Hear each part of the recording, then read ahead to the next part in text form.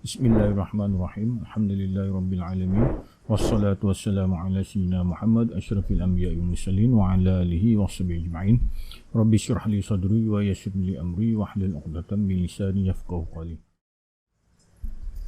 Al-mabhatsu tsani, pembahasan yang kedua. Taqsimul khabar bi'tibaril qabul aw ar-rad. Pembahagian khabar ataupun hadis berdasarkan sama ada ia diterima atau ditolak, ila maqbul wa ghairu maqbul, yakni mardud, kepada hadis maqbul dan hadis ghairu maqbul, iaitu hadis mardud. Yang qasimul khabar bi'tibaril qabul war rad ila qismaini. Khabar ataupun hadis berdasarkan kepada sama ada diterima atau ditolak terbagi kepada dua bahagian. Apa dia? Iaitu maqbul wa ghairu maqbul. Hadis maqbul ataupun khabar maqbul dan khabar ghairu maqbul. Aqsamul khabar maqbul, pembahagian hadis maqbul. Yang qasimul hadis maqbul ila sahih li zati wa sahih li ghairi wal hasan li zati wa al hasan li ghairi. Hadis maqbul terbagi kepada sahih li zati, sahih li ghairi, hasan li zati dan hasan li ghairi. Al hadisus sahih li zati huwa mattasala sanaduhu, ia adalah hadis sahih li zati, ialah hadis yang berhubung sanadnya, binaqli adlin, dengan periwayatan ataupun dengan penukilan dari perawi yang adil, tamid dhabti, yang dobit tam ataupun perawi yang dobit tam, perawi yang dobit sempurna, an mislihi ila muntahahu, daripada perawi yang seumpamanya, ila muntahahu, sehingga ke akhir sanad, min ghairi syuzuzin, tanpa ada syadz, wala illatin qadihatin, dan tidak mempunyai illah ataupun penyakit yang mencacatkan. Idahu ta'rif, penjelasan ta'rif. Ittasala sanaduhu ma'nahu anna kulla rawin min ruwatihi qad akhadha al-hadis mubasharatan an syaikhihi min awal sanadi ila akhiri. Maksud berhubungan sanad ialah bahawa setiap perawi daripada para perawinya benar-benar telah mengambil hadis secara langsung daripada syekhnya ataupun daripada gurunya. Benda ni berlaku min awal sanad, daripada awal sanad, ila akhiri, sehingga ke akhir sanad. Pembacaan teks kita takat kepada ittasala sanaduhu binaqlin adlin ni kita akan baca pada pengajian ataupun kelas yang berikutnya, sebab kita akan fokus ataupun kita akan tumpukan pada syarat pertama daripada hadis sahih li zati. Baik, kita tengok balik pembahagian hadis ahad. Hadis ahad terbagi kepada dua. Hadis berdasarkan sama ada dia terima atau mentolak terbagi kepada dua, iaitu hadis maqbul dan hadis mardud. Hadis maqbul ialah hadis yang dapat diterima, hadis mardud ialah hadis yang tolak. Pembahasan mengenai secara ringkasnya ataupun gambaran tentang apa itu hadis maqbul dan hadis mardud, macam mana dia boleh berlaku, kita dah bahaskan, kita dah jelaskan pada pelajaran yang telah lalu. Hadis maqbul sekarang ni, hadis maqbul dan hadis mardud. Hadis maqbul, pembahagian hadis maqbul. Hadis maqbul terbagi pada dua, iaitu hadis sahih dan hadis hasan. Hadis sahih terbagi pada dua pula, iaitu sahih li zati dan sahih li ghairi. Hasan pun sama juga, hasan terbagi pada dua, iaitu hasan li zati dan hasan li ghairi. Yang kita nak bahaskan sekarang, kita nak tumpukan sini ialah hak yang pertama ni, hadis sahih li zati. Sekarang kita tengok apa itu hadis sahih li zati. Hadis sahih li zati ialah, dia punya ta'rif dia ialah huwa mattasala sanaduhu binaqli adlin tamid dhabti an mislihi ila muntahahu, iaitu hadis yang berhubung sanadnya dengan nukilan ataupun dengan periwayatan dari perawi yang adil, dobit tam, iaitu perawi yang dobitnya tam, an mislihi, daripada perawi yang seumpamanya, ila muntahahu, daripada awal sehingga ke akhir hadis sanad, min ghairi syuzuzin, tanpa ada berlaku syuzuz atau kejanggalan, wala illatin qadihatin, tanpa tidak mempunyai penyakit yang mencacatkan. Baik, kita lihat hadis sahih terbagi pada dua, iaitu hadis sahih li zati tadi ni ataupun dan hadis sahih li ghairi. Hadis sahih li zati inilah dia, iaitu dia punya mesti mempunyai 5 syarat lah. Hadis sahih li zati mesti mempunyai 5 syarat. Syarat pertama iaitu ittisalus sanad. Ittisalus sanad apa maknanya? Syarat pertama, dia mesti berhubung sanad. Sanad ni mesti berhubung. Kemudian yang kedua, apa dia? Adalatur ruwah. perawinya adil. Yang ketiga, syarat yang ketiga, dhabtur ruwah, perawinya dhabit. Kita akan jelaskan satu persatu apa yang dimaksudkan dengan setiap satu syarat ni. Kemudian yang keempat ialah adamul syuzuz, tidak syaz. Hadis ini tidak syaz. Yang kelima, adamul illah. Adamul illah ni tidak, hadis ini tidak mempunyai illah ataupun tidak mempunyai penyakit yang menyebabkan hadis tu jadi cacat. Jadi setiap satu ni kita akan terangkan secara terperinci lah. Hari ini, kali ini punya pengajian, kali itu punya kelas, kita akan tumpu, kita akan bahaskan tentang hak nombor satu ni, syarat nombor satu. Syarat nombor satu iaitu ittisal, iaitu berhubung sanad. Apa yang dimaksudkan dengan berhubung sanad ataupun ittasala sanaduhu, hadis tu berhubung sanadnya. Itu maknanya anna kulla rawin min ruwatihi, bahawa setiap seorang daripada para perawinya qad akhadhal hadis, benar-benar telah mengambil hadis mubasyaratan secara langsung an syaikhihi, daripada gurunya, min awwalis sanadi ila akhir, daripada awal sanad. Maknanya benda ni berlaku bermula daripada awal sanad ila akhiri, sehingga akhir sanad. Berhubung sanad bermaksudnya hadis tu tidak terputus. Berhubung sanad maksudnya hadis tu tak terputus dia punya sanad dia. Cuba kita tengok gambaran yang ada di depan kita ni lah. Gambaran ada di depan kita. Yang ni contoh yang sebelum ni kita dah bawakan. Gambaran tentang carta tentang sebuah hadis lah. Contoh terdapat, iaitu sebuah hadis mesti terdapat matan, teks hadis tu. Kemudian teks hadis tu ialah yang diucapkan ataupun dilakukan oleh Rasulullah SAW. Kemudian mesti mengandungi sanad. Sanad ni terdiri daripada para perawi dia lah. Kita tengok hadis ni, dalam contoh hadis ni dia mengandungi berapa orang perawi? Ada 1, 2, 3, 4, 5. Ada 5 orang perawi. Ada 5 perawi. Yang ni perawi nombor 1 ni kita panggil sebagai awal sanad. Perawi nombor 5 ni kita panggil akhir sanad.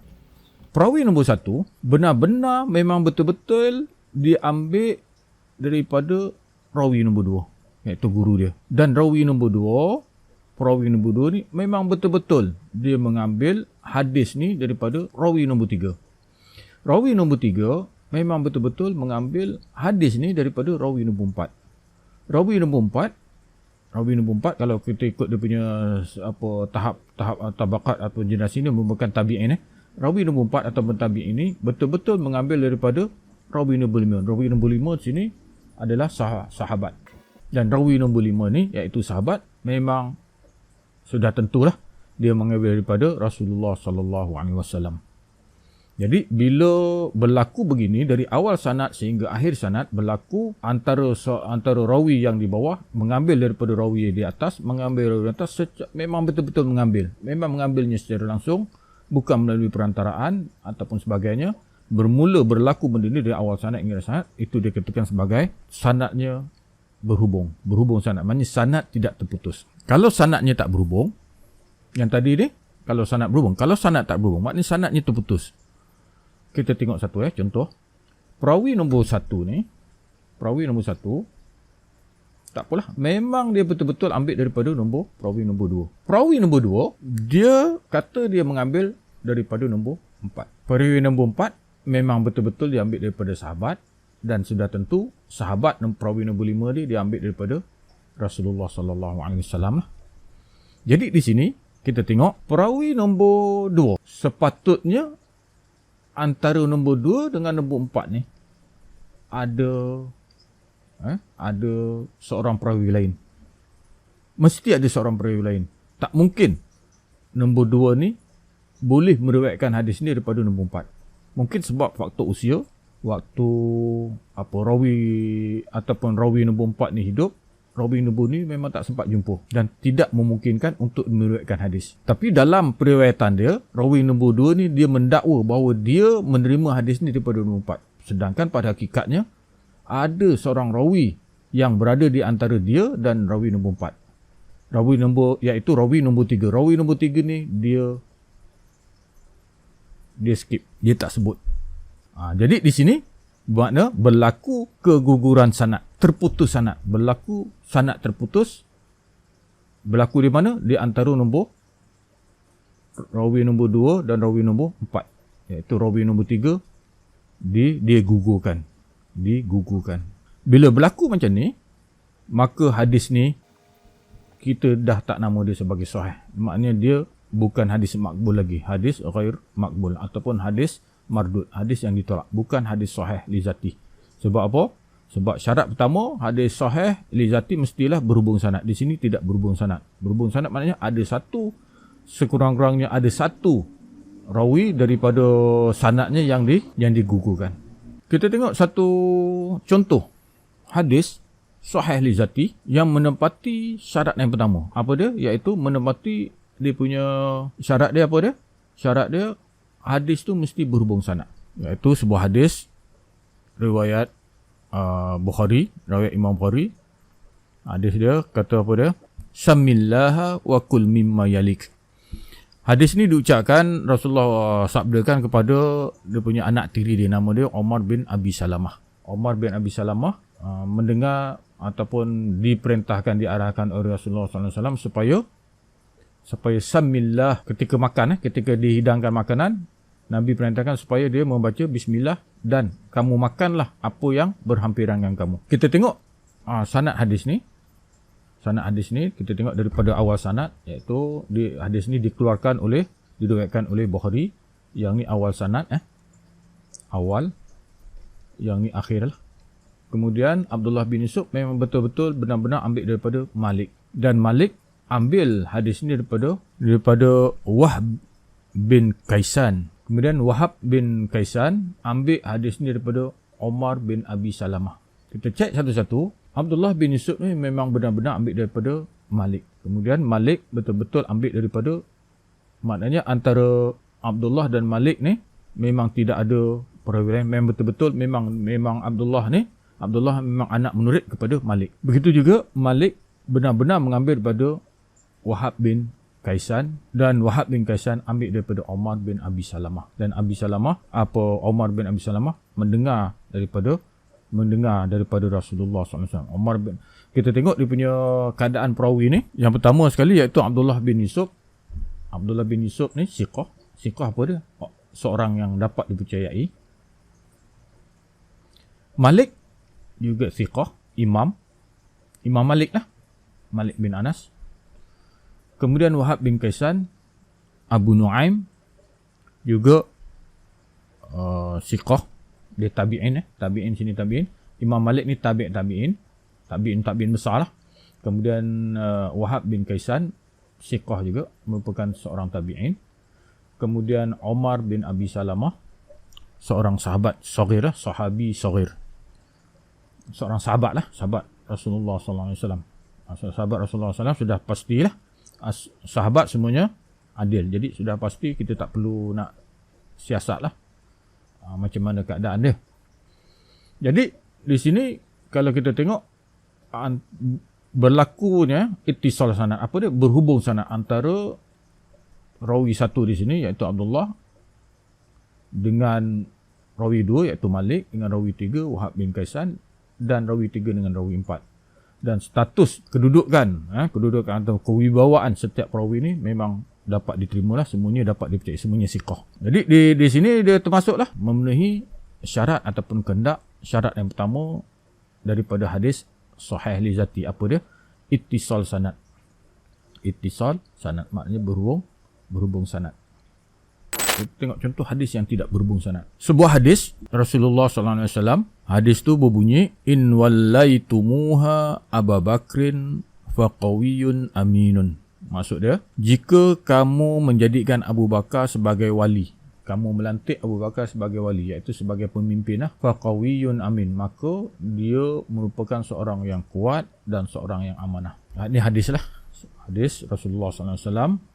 Kita tengok dia punya sanad dia. Sanad dia di sini adalah Abdul Razak. Abdul Razak, perawi yang kedua,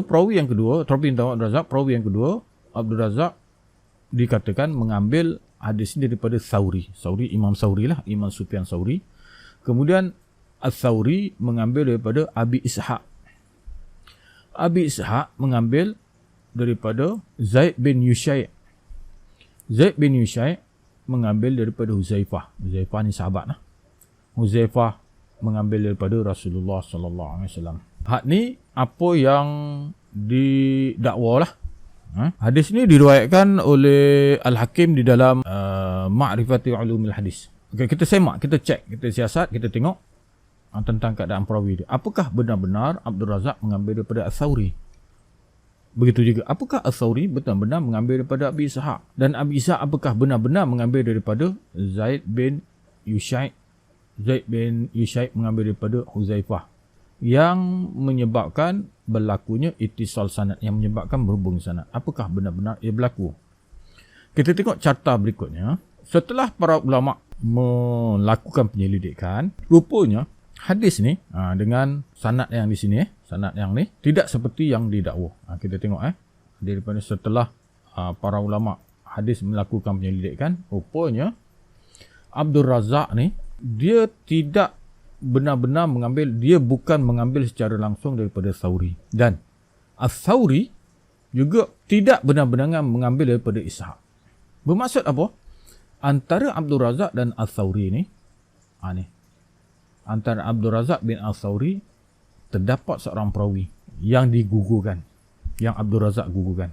Begitu juga antara As-Thawri dengan Abi Ishaq terdapat seorang rawi yang digugurkan. Jadi rawi nombor 2 di sini sepatutnya ada di sini, tak ada, digugurkan. Jadi dia kata, Abdul Razak kata, sepatutnya Abdul Razak kata, aku dapat benda ni daripada, aku dapat riwayatkan hadis ni daripada nombor 2. Tapi dia tak, dia terus kata, aku dapat hadis ni daripada, terus direct kepada Thawri. Padahal memang dia tidak mengambil hadis ni daripada Thawri. Dia mengambil hadis ni daripada rawi nombor 2. Tapi tak dinyatakan.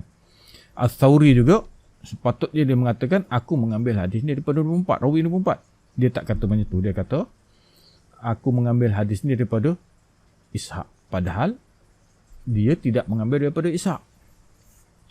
Ishaq memang betul-betul lah mengambil daripada Zaid bin Yushai, dan Zaid bin Yushai betul-betul mengambil daripada Huzaifah. Huzaifah mengambil daripada, meriwayatkannya daripada Rasulullah SAW. Jadi siapakah di sini? Ulama melakukan penyelidikan, ulama mencari siapakah nombor 2 sebenarnya di sini, dan siapakah nombor 4 sebenarnya di sini. Jadi bila berlaku begini, bermaksud hadis ni dianggap hadis yang telah terputus sanadnya. Hadis yang dia punya syarat, hadis sahih li zati, dia mesti apa dia? Ittisal sanad. Jadi di sini hadis ni sebab dia menggugurkan, mengalami keguguran rawi. Abdul Razak menggugurkan rawi nombor 2, Thawri menggugurkan rawi nombor 4, maka kita tak boleh sebut sebagai ittisal sanad. Bila dia tidak berlaku ittisal sanad, maka hadis ni kita tak boleh kata sebagai hadis sahih li zati. Baik, kita tengok siapa sebenarnya yang ada, yang berada pada nombor 2 dan nombor 4 ni. Kita tengok hadis tadi ni. Hadis in wallaitumuha Abu Bakrin faqawiyyun aminun. Ada sambungan hadis ni, kita ambil petikkan saja. Kita tengok. Abdul Razak sebenarnya ambil daripada Nu'man bin Abi Shaybah Al-Janadi. Nu'man ni ambil daripada Al-Thawri. Al-Thawri sebenarnya ambil daripada Syarik. Bukannya direct daripada Ishaq, tapi Thawri gugurkan. Habib Ishaq ambil daripada Zaid bin Yushai. Betul lah. Memang ambil betul. Memang benar-benar mengambil. Kemudian Zaid memang benar-benar mengambil daripada Huzaifah. Baik, kita cek satu-satu siapa dia ni. Kita cek satu-satu. Cek satu, siapa dia Abdul Razak, siapa dia As-Thawri, siapa dia Ishaq, siapa dia Zaid dan siapa dia Huzaifah. Abdul Razak siqah hafiz. Maknanya seorang yang dapat diterima dah dalam periwayatan, bukan seorang yang lemah. Kemudian Thawri ni yakni imam lah, Imam Sufyan Ats-Tsauri. Siapa tak kenal dia, memang dia seorang yang siqah lah, imam dan siqah. Abi Ishaq ataupun Abu Ishaq siqah juga, seorang yang dapat dipercayai. Zaid bin Yushai makbul. Para ulama mengatakan dia ni status dia makbul. Makbul, ya, boleh diterima, maknanya periwayatan boleh diterima, termasuk seorang yang boleh dipercayai. Huzaifah sahabi lah, Huzaifah adalah sahabat. Sekalipun perawi-perawi di sini ni, nombor 1 Abdul Razak, Thawri, Abu Ishaq dan Zaid bin Yushai merupakan semua orang yang siqah, semua orang yang boleh dipercayai. Tetapi kerana berlakunya keguguran rawi di sini, iaitu rawi nombor 2 dengan rawi nombor 4, maka hadis ni tidak dapat dikatakan sebagai hadis makbul. Hadis ni hadis termasuk dalam hadis mardud dan dia bukan hadis sahih, bukan hadis sahih li zati. Okay, dapat jelas macam mana gambaran ittisal sanad dan macam mana gambaran inqita' sanad. Inqita' sanad ni bergambaran berhubung sanad macam mana. Kemudian satu lagi kita dapat lihat tadi gambaran macam mana terputus sanad. Jadi akan datang kita cuba masuk kepada syarat yang kedua sahih li zati. Syarat yang kedua, syarat yang pertama hari ini tadi ni, syarat yang pertama ittisal sanad. Ke pelajaran yang akan datang kita akan masuk kepada syarat yang kedua, iaitu adalatul ruwah. Wallahu alam.